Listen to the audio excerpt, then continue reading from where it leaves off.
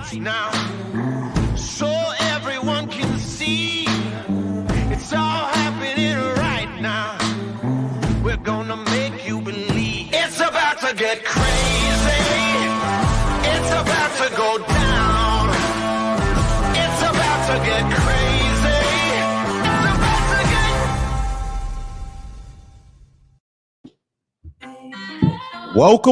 Welcome to Sunday Recap. I'm your host, JB. Present with me is Chris, the magician. boom. What's going on, Chris? How you doing, bro? What's going on, brother? Nice to see you again. Hey, man. Glad I can have you here back on the show. Hey, man. You're actually relaxed today, man. What's going on? Man, What? You been practicing? What? Do you like practice in the mirror now? What's up, bro? No, Tell me. just... You got a little secret going on, man? no, I'm just tired. Like, dude, I didn't have to use your own intro. You know what? I didn't use your intro song for you, nothing or whatever. And but I like the intro song. I like it. I like your intro song, man. But how you guys doing? Facebook, Instagram, what's up, everybody? Twitter. Yeah, this is the magician right next to me, and you guys will be seeing why we call him that pretty soon. So today, we're here in sunny South Florida as always, and we are. This show is brought to you by Espinosa Cigars and another sponsor, which is Drew Estate. As you can see, the logo right there up top. So right up there, over there. All right, right there. That one. So that's Drew Estate. So shout out to Drew Estate for sponsoring the show. Today we're gonna do some cigars that I saw would be befitting for this inaugural logo. Yeah. So, all right. So we'll go ahead and play a little video.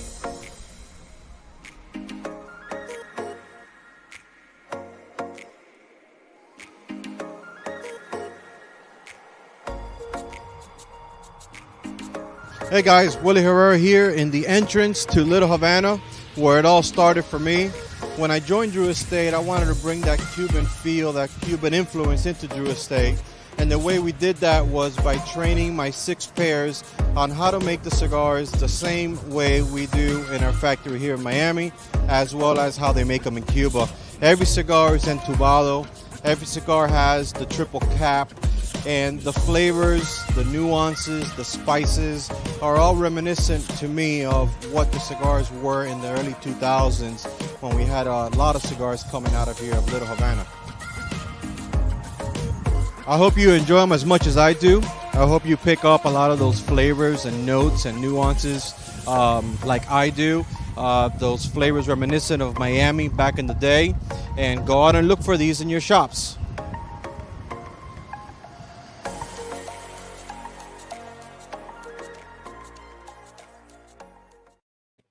Dude, that is one sexy cigar, bro. Like, I mean, you know, I don't know if I have those particular ones, but I know what we're gonna smoke today. Oh, you know what? Oh, wait a minute, dude. I think I know what we're gonna smoke today too. So what are you in agreement? Look, you're not gonna pull anything on me though, right? No, I'm not. I have no knives. I don't even got pockets today, bro. Oh, okay. No. So just in case, just check. So we're gonna listen. We're gonna do some. We'll do some Willie Herrera's, right? Woo, so, boy, that's what I'm talking about. You know what? Is that mine? Yeah, this is yours. This is sure? yours. You can have this one. Yeah. Drew Estate sponsors the show. You could get a Drew Estate cigar. I'm just letting you know, man. Thank you.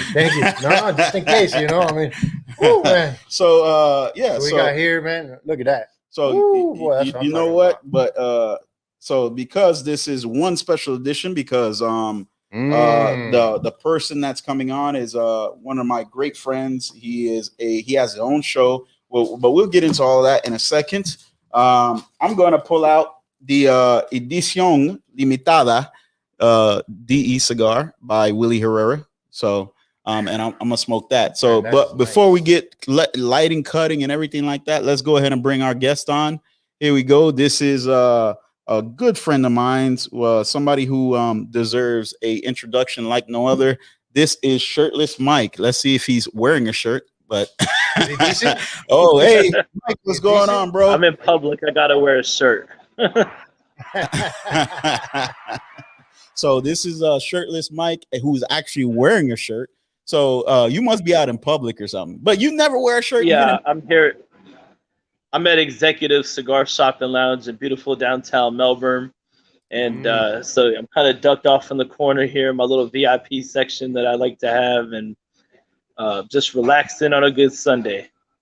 Okay, man. So tell us a little about yourself. Number one, you are a writer, right? And you've written a lot of different articles. If you could give us a little bit of history about that. Yeah, I started out as a writer, as a contributor to Stogie Press. I wrote all the Cigar 101 and Cigar Lifestyle articles for Stogie Press for about a good year. So 2019 to, late 2020, I forget the exact time, but, I ended up getting myself in trouble. Those who know, I'm not going to go into those details. That's the past, but we're all still good friends and all that. And so I kind of took a little bit of a break from there.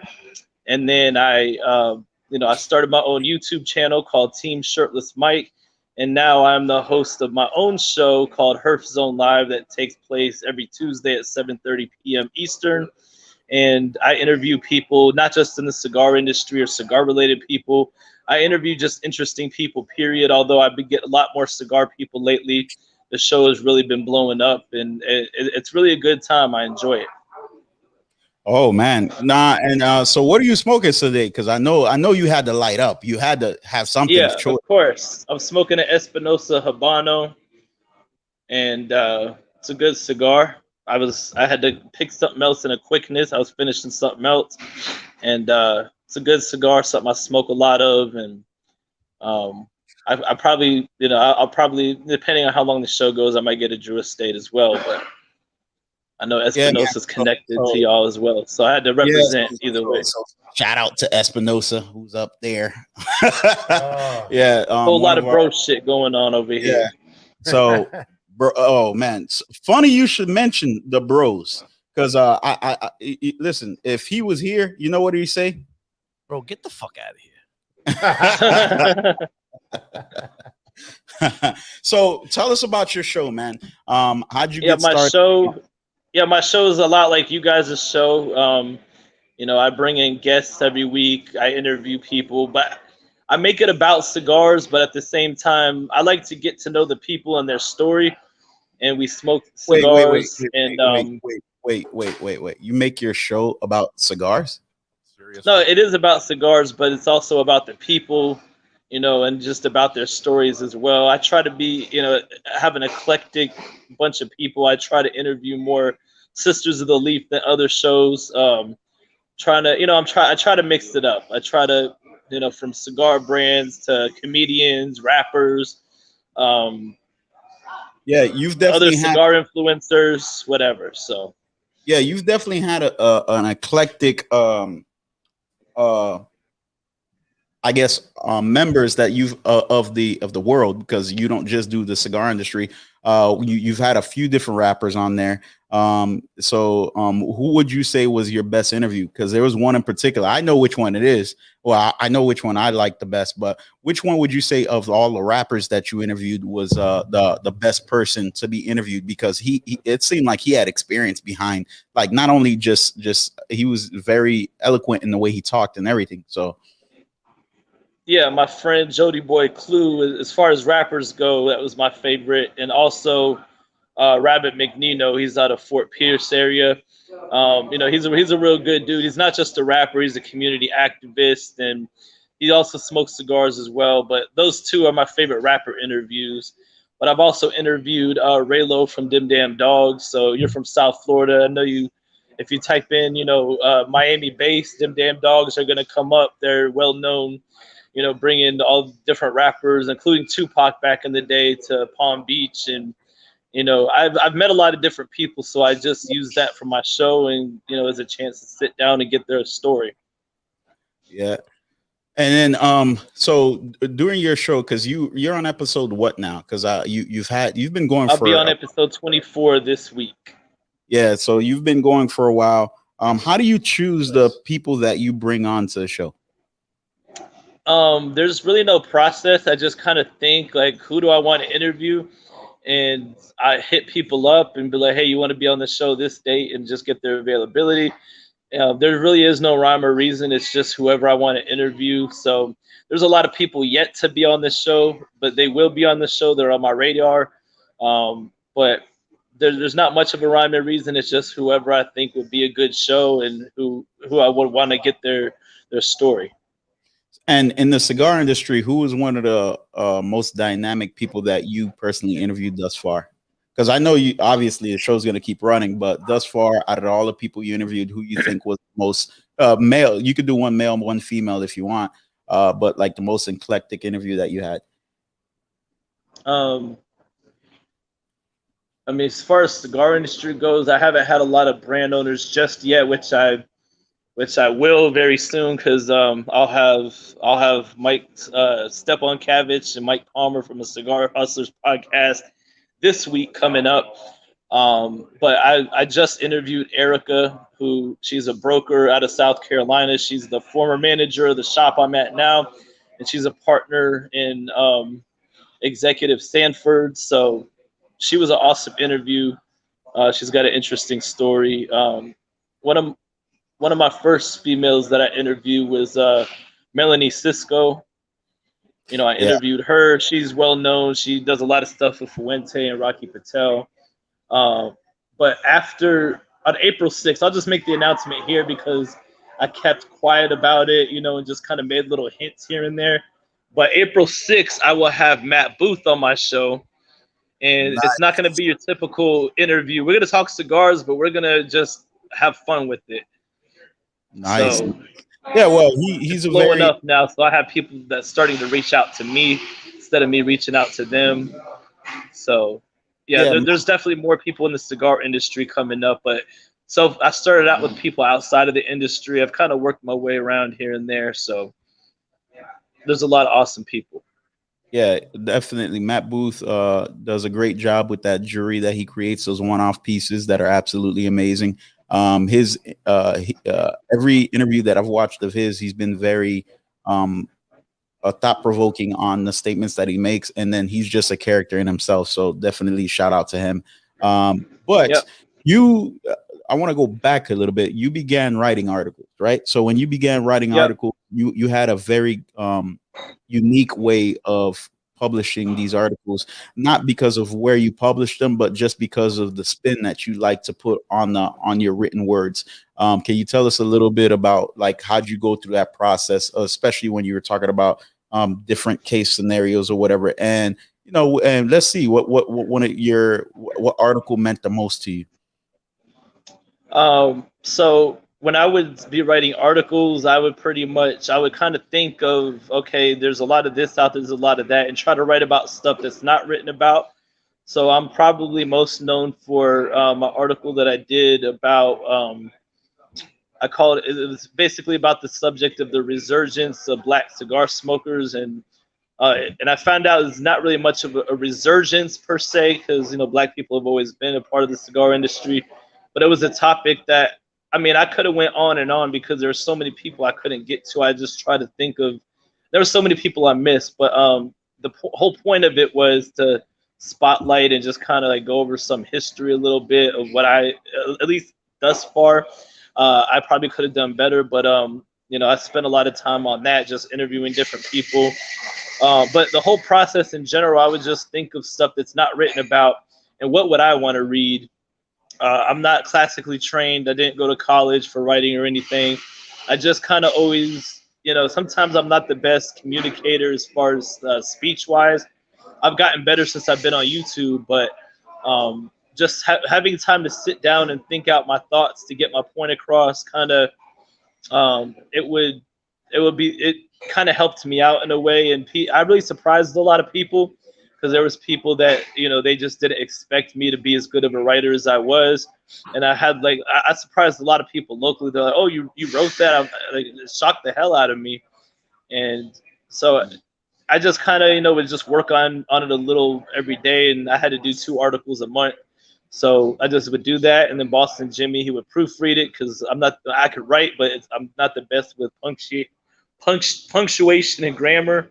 So between the both of us, even sometimes there would still be mistakes, but between the both of us, we got it done, and I really made my mark like that. And also, I wrote an article about mold versus plume, and that anybody who's ever written about that subject has got their ass handed to them, and that's pretty much what happened with me. I got my ass handed to me in the comments, and that's something that I'm gonna like continue to research over time, and if see if I can come to any conclusions, because everybody's got an opinion on it, but it's a very controversial subject in the cigar world. I'm not much of a science guy, but I could use to do more research, but during that time for what it was, I did the research I needed to for that article, but that's something that I could expound on later as well if I ever went back to writing, or I could do like YouTube videos about it, or I mean, the possibilities are endless.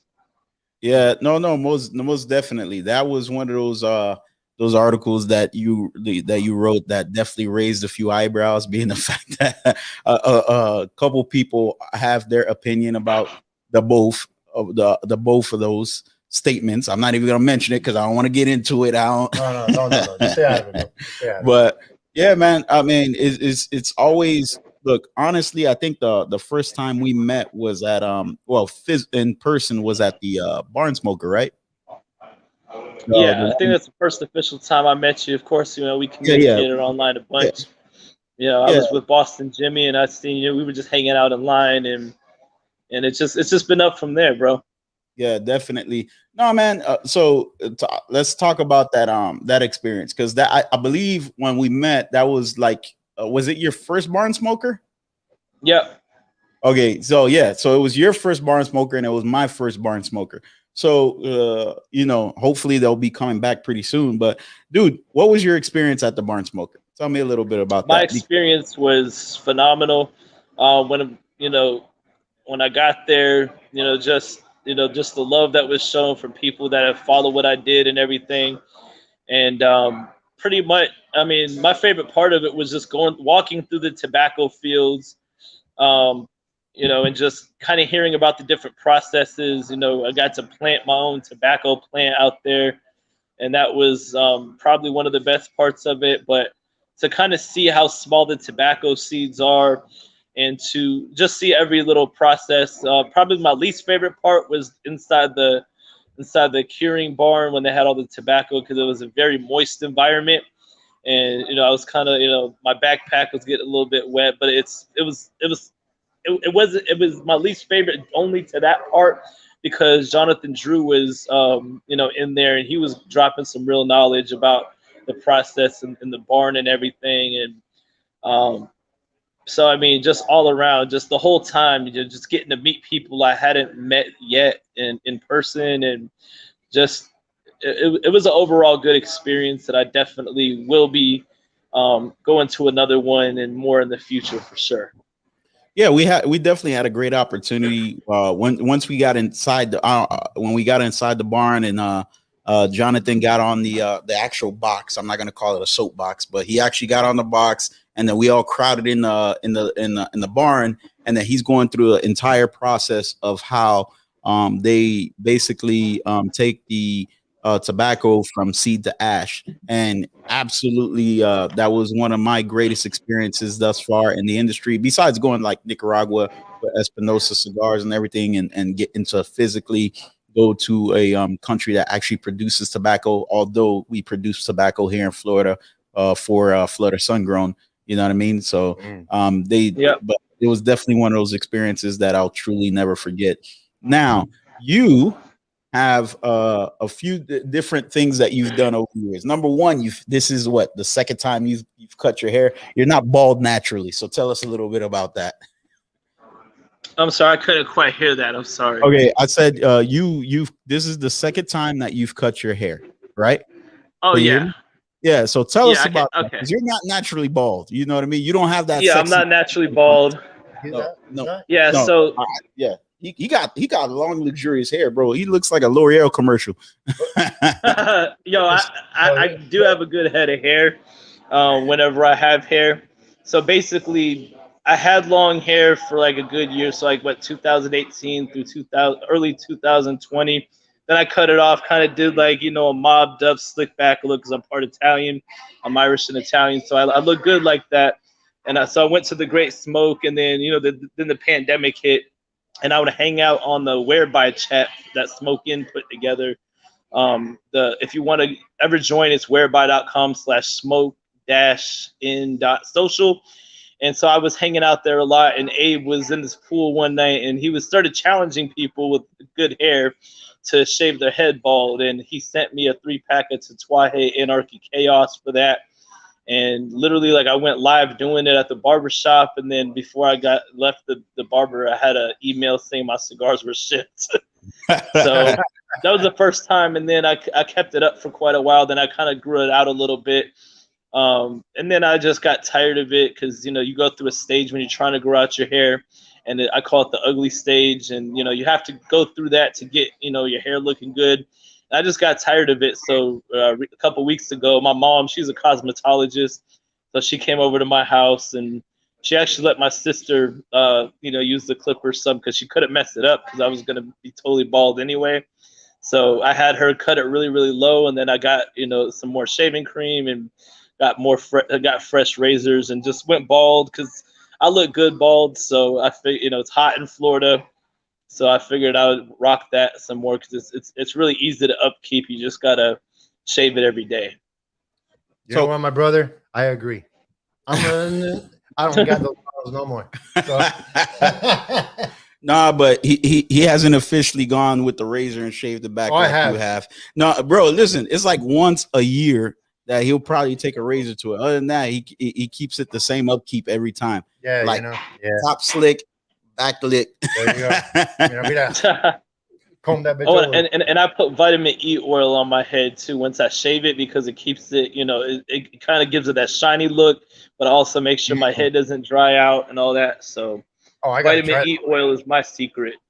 Woo! So you got to keep a secret to keeping that head nice and shiny. Well, it's not a secret. You could go to the dollar store and buy like a little bottle for $1. So great tip. Thanks for the tip. So I got a question for you, man. Just out of curiosity, where did Shirtless Mike come from? How did that even be created? I mean, what's up with that? That's an excellent question. So as you know, it's hot here in Florida. It's really hot here in Florida, so I was working like second shift, and I would get off of work late at night. I come home, get comfortable, wear my basketball shorts, and sit out in the Herf Zone. That's what I call my garage. And I would post pictures, shirtless, smoking a cigar. I wasn't trying to get known. I wasn't trying to have it be a thing. And from there, people would kind of troll me a little bit, but the people that knew me, personally, I get more love than hate. So that wasn't the issue. But there were some people that started saying, "Hey, it's Shirtless Mike," and then so from there, I just kind of ran with it. And then so when I started my YouTube channel, I figured, I people that support me are behind me. I call it Team Shirtless Mike, and so that's why I called the YouTube channel. And then I just created a movement from it. And whenever I'm home, whenever it's shirtless, it's hot outside, it's shirtless weather. So that's how I smoke. I hear you. Now, do you do any pairings, man, with your smoke? I mean, depends on the cigar you smoke. I mean, yeah, I do sometimes. Like, I don't drink a lot of alcohol anymore. Like, I do drink, but not to the degree I used to. So, I kind of, depends on how I feel. Sometimes I'll just get, Boston Jimmy sits up about a light bulb. Yeah, I'll talk about that after. But so I'll drink like some beer. I don't really have any preferences on beer. I'll get cheap shit. I don't care. I like Jameson. I like certain rums. I love Bamboo. Dude, I drink a lot of water though because I like to keep myself hydrated, especially because it's hot down here. So I drink a lot of water. I love coffee. Especially like with a good mild Connecticut in the morning. So that's kind of the stuff I like to pair. Cool. For us today, since I went with the Herrera Esteli, a lot of people, especially these limited editions, they're hard to come by. So I figured, I let me see that bottle real quick. So I paired it today with the Angel's Envy. Yeah, baby. Because what happened is a lot of people are envious of these limited edition cigars where I think we're spoiled down here, right? So, put some wings on this thing and let it fly boy, yeah, because it's a badass Oh, cigar. definitely. So yeah, man. So tell us about this light bulb situation, bro. Because Yeah. So after I went bald, and me and Boston Jimmy, we, when I was still with Stogie Press, we launched together, taking it to the nub. And so after I went bald, like Boston Jimmy, I had, went by and picked up something from him or whatever, and he gave me a we're light picking up some bulb. cigars. And Yeah. so when we came on the show, because he said I looked like Uncle Fester, I had, when he brought me on the screen, I had a light bulb in my mouth like Uncle Fester. So it was just a running joke there. Dude, yeah, I remember that. Nah, man, but you guys, you and Boston Jimmy had a beautiful thing going with taking it to the nub. You guys were a duo like no other when it came to interviewing, everything like that, because you guys came from both sides of the industry. Jimmy being a press guy and having been doing press runs for years, and he was very eloquent in the questions that we've asked. But then what you would do as an interviewer as well, you would fill in all those gaps that he missed, and you would bring in the other half that and the entertainment, which was dope or whatever. But now, both of you guys have your own platform. Boston Jimmy has taken it to a nub on Stogie Press, and you have what is it, Herf Zone, right? Herf Zone Live. Yeah, Herf Zone Live. Yeah, the most dangerous what'd you call it? The most eclectic. The most eclectic. No, I call it the most dangerous because the stuff that comes out of your mouth some days, boy. But you know what though? I don't have a problem with that because those that know me, they know I don't have a filter. Most of the time. But that's who you are. Yeah. That's who you are. Although after I learned my lesson on certain things, I had close people help me come to my senses after getting myself in trouble and all that. So. I'll talk about whatever, but there's certain things I won't post online, but I'll talk about them with friends over cigars. But, it'll definitely be the most dangerous cigar show because, people can just talk about whatever they want to talk about. I don't care about being politically correct to a degree. Of course, you have to stay within the limits of Facebook and YouTube so I don't get taken down. But, really no topics off limits. I try to keep it respectful at the same time, though. I don't want to talk about drama. I've had people that have had issues that, were once connected that been on my show, and I had to tell them in advance, hey, look, no drama and all that. I just want to, keep it about what you're doing, whatever. But man. So far so good. It's a dangerous show, but not in a negative light. Not at all. And no one's immune to the trials and tribulations of life. We all go through it. You know what I mean, dude? You've helped me tremendously throughout this journey of mine. Every time I've needed a ear to voice some opinions too, you've always been there for me. We've definitely got to go back and forth. Even before we even started the whole YouTube aspect of this or whatever like that, we would always have conversations on the phone and everything. And even when you were starting out the Team Shirtless Mike swag, so the iconic smokers, we had to jump on and get some shirts and everything. So I believe, where's my shirt? Here at Juan's house. I don't know. It's somewhere around here, but I definitely got some gear. You know what I mean? I'm waiting for you. Oh, yeah. I'm waiting for you to put up some more merch. So I can. I have a Teespring store now, and there's a bunch of stuff. I got stuff for the ladies on there. I got masks. I got leggings. I got pillows. I got all kinds of stuff, and I'll be. Come up with different logos. A pillow's not your belly, right? It ain't a picture of your nipples and your belly hanging out, whatever, right? I don't want to lay on that. It's my logo.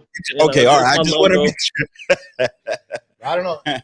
Are you starting to scare me? Yeah, after the show, I'll put up the link again because from time to time I like to promote it, but I don't want to over promote it. But I try to get the word out there that I do have it, and so I order stuff at my cost if I do giveaways.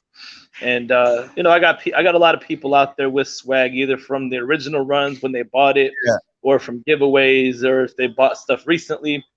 So I got a whole army out there for sure.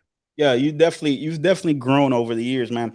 Who are some of the people that have influenced you throughout your development at this point? I can't say anything without first mentioning Boston Jimmy because he's the one who kind of got me. Hold on. Say that name one more time. Say that one more time. I said I can't say anything first without mentioning Boston Jimmy. Shout out. And the reason why I say that, he kind of got my foot in the door. He got your whole me ass in the door. things. Forget your foot. He brought your whole ass in the door. Like, but then from there, I was able to, but so he's like my, even though we're not connected professionally, he's, always been a good friend. He's going to continue to be a good friend. I'm like his son's age, so he's like my cigar father. And him and of course you, JB, man. Like sometimes you'll bring some stuff that I wouldn't even think about, or you've helped talk me into, or talk me out of, just put some sense back into me and talk you out of other things. Talk you into some things and talk you out of other. But that's whole like different overall, you've helped me talk some sense into my stubborn ass at times, because I can be stubborn. So you. But it's Kevin Shahan's a good friend. He gives me a lot of advice. There's a lot of people, like if I mention everybody, like I'll miss some people, but there's a lot more, and exactly who you are. Yeah. I don't want to take all day mentioning every last single person, because it's a lot of people, but like cigar industry people, man, they influenced me. Like Matt Booth, like when I first met Matt Booth, he already knew who I was. He's like, I know who you are. And then from there, we just been cool ever since. Now he says I'm his little babushka. That means like grandma in Russian. I don't know why he says that, but we just run with it. It's our thing. But, just a lot of people, man. I've had a lot of love and support in the cigar industry since I became like an influencer. And to see where I came from to where I'm going, man, it's really encouraging, really humbling. And I can't wait to see where it goes for sure. Now you called yourself an influencer. So now that you've done the transition from just a normal cigar smoker to influencer, do you understand the dynamics of what has changed, and just not like on a personal level, but on a professional level as well, of what you have to do? Because now you're Shirtless Mike is a brand, bro. It's an iconic brand. Yeah. You know what I mean? So how has now becoming an influencer in the industry and being able to have these conversations and everything, how have you changed your outlook on the way you position yourself and the direction that you push your conversations, or even just your YouTube channel? Yeah, so obviously I'm no longer an average Joe, like unknown. Like people know who I am, they pay attention to what I say. So I have to, like I said, I have to watch certain things that I say, even though I can say what I want. But if it's too controversial, I just don't put it out there like that. I've learned that lesson first of all, and just to know that my presence anywhere I go now, like I'm not there because I have to be, and I bring me as a person brings value to that place. Like if I go to a cigar shop and I'm saying I'm there or whatever, like that's promotion right there. So it brings value to that shop that, hey, this guy hangs out here, we should hang out here too. And just realizing the power that comes with it.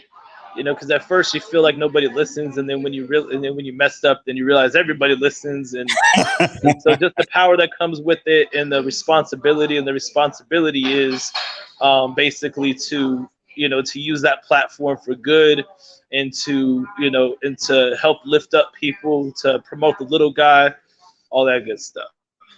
If you had, let's say, 3 people you would love to interview in your days, in your podcast, who would they be? Damn. Definitely eventually I want to get Carlito Fuente, because he follows what I do now, and he's a busy man, so eventually hopefully we can make that happen. He's on a lot of different shows. I want to get let's see here, there eventually 2 more people here. Let me see if I can think, because there's so many. There's a at one point I really wanted to get Crazy from 504 Boys. I don't know that he, because I talked to him a little bit on Instagram, And so he was saying he was down, but this was like when I first started it, so I wanted to get things to a certain level first. Because crazy that dude, like, you know, his music, you know, his music's one way, but he's very intelligent, very, you know, you know, he's a family man. So it's like, you know, I want to bring out the way that these rappers are viewed. Like, they're viewed one way because their music's one way because they grew up one way, but they're actually like highly intelligent. And I want to bring that out, and so people can see that and just sit down man to man, have a good conversation about his life and legacy and all that. I'd like you to do a one-on-one with Boston Jimmy. You've done Melanie Cisco and Boston Jimmy. I already had Boston Jimmy on my show. Yeah, but what happened is there's some questions I want to throw in there. just because you know what, you guys were such an eclectic team. You know, and it's like watching the interviewer interview the interviewer, which is dope as hell. You know what I mean? So you guys have history as far as even the way when you started the whole writing process and everything like that. There was a couple things that you did that I'm going to talk to you about it after the show. But dude, even if you don't do it for the public, just do it for me. Record the video together and just send it to me so I can watch, so I can get some insight. But I know you did the interview. But like I said, there's a few things that, because even Boston Jimmy, he's for example, Ryan from Drew Estate, Boston Jimmy, he used to hang out with Boston Jimmy. He's actually one of the people that talked to Boston Jimmy about his platform and the direction and everything like that. So, which is dope. So it really goes to show how people who are in the industry now, who are like major figures and players in a sense, you know, are connected from the humble beginnings that these guys were. So that's dope. You now that you have your merch, you got your platform, you have all this going. What's next for Shirtless Mike? What's next? Well, I just want to continue to grow. So I put a lot of time and effort into my show and also to my channel. So I want to keep that going, because, you know, obviously, you know, like, more people know who I am than what my social media numbers reflect. So all this year I'm working on getting those social media numbers up, especially on YouTube, since my YouTube is like the newest thing. So I just reached 300 subscribers on YouTube, and I'm just constantly, you know, when I get to certain points, I'll do pushes, and you know, just trying to, you know, take it up from here. And then, you know, I have a few sponsors, which you know, it's more of a, you know, because we have that relationship already, so we just basically trade services. But, you know, I have openings for some other sponsorship, you know, so, you know, just pushing myself and get my social media to a place so that I can get, you know, some more sponsorship and everything to keep everything moving. But I mean, it's all about just continuing to push. There's not really anything next other than, you know, just continue to grow and to, you know, keep getting better. As I keep going, obviously, you know, my equipment's going to get better.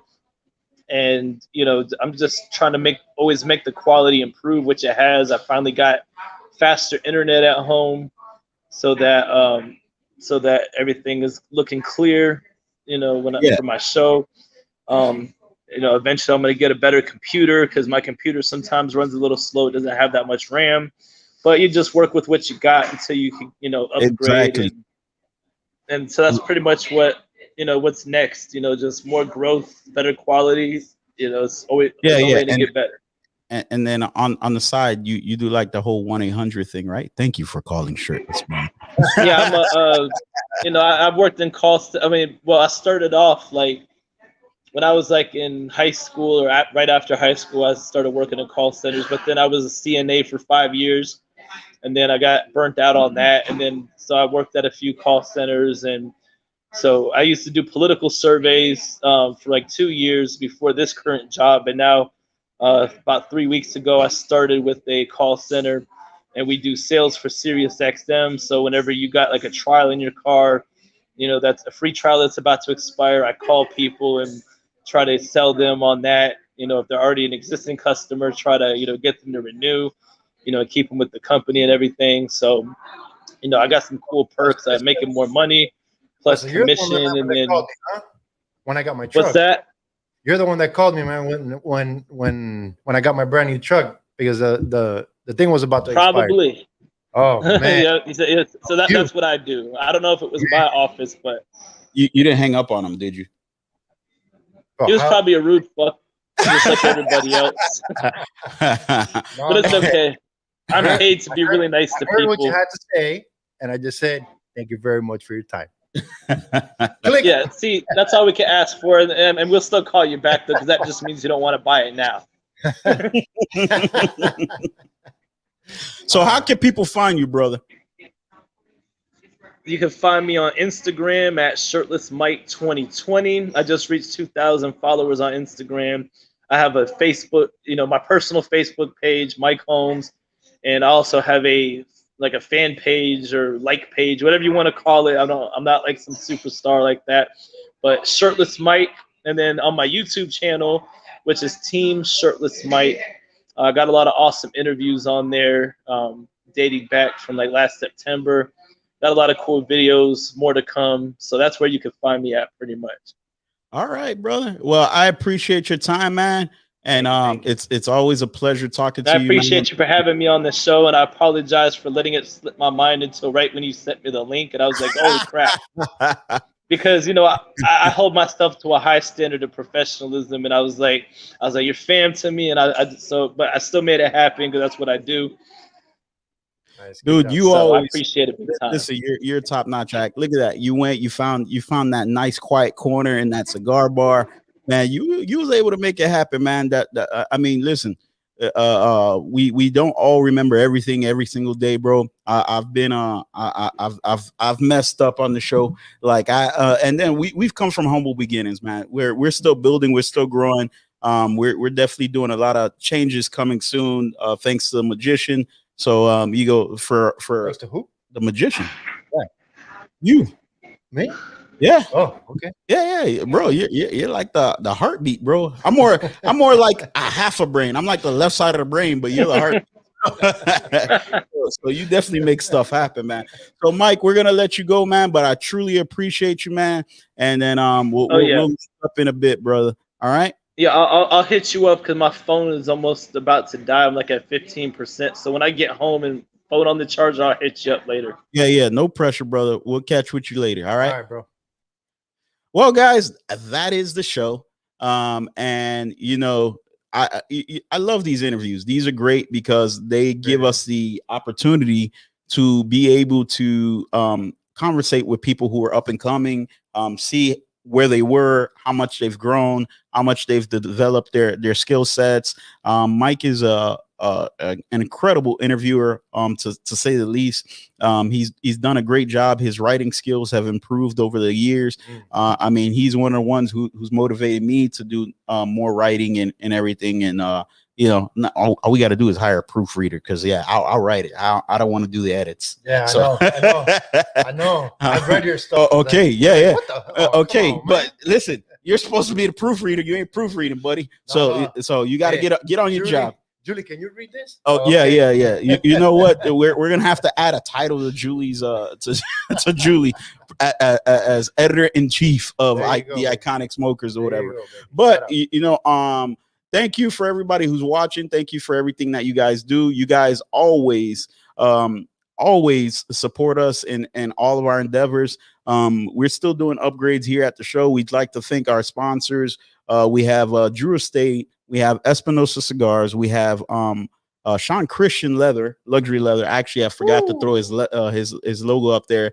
We have our shirt company, which is ran by Dwight Baker, and then obviously, we got Coyaba Cigars, to add to the list. So our next episode, we're gonna be interviewing somebody special as well. You guys, hopefully, you'll be around for the next one. And you got anything else for him, Chris? I mean, do you? No. That's it. That's it. No, that's it. I guess that's it. So how do we end the show? I guess we do it like the Sopranos and we just go black, or just poof. That's all right. Well, on that note, we'll see you guys on the next one.